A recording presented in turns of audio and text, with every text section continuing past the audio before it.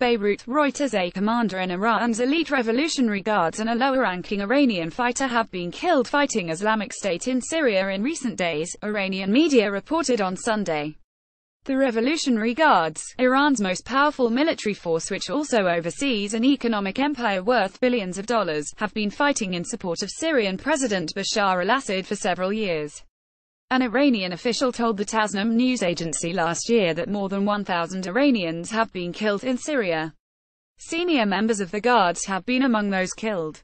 Qirola Samadi, a Guards commander in charge of a unit in Syria, died on Thursday in fighting in the Abu Kamal region, bordering Iraq, according to Fars News. Samadi was killed in clashes with Islamic State, according to the Qatar news site. Iranian media have previously reported on fighting in that area between Iran's Shiite militia allies and Islamic State. The Syrian army and its allies took complete control over Abu Kamal, Islamic State's last significant town in Syria, a military news service run by Hezbollah said on Sunday. Samadi, who fought in the Iran-Iraq War during the 1980s and had retired from the Iranian military before signing on to go to Syria, was killed by a mortar explosion, Fars News, a news agency, said. Iranian news sites posted pictures on Sunday of Samadi with Qasem Soleimani, head of the Guards branch responsible for operations outside Iran. The low-ranking Iranian fighter, Mehdi Movahenia, was killed on Saturday in clashes with Islamic State in the town of Maidan in eastern Syria, Fars News reported. The Revolutionary Guards initially kept quiet about their role in the Syria conflict.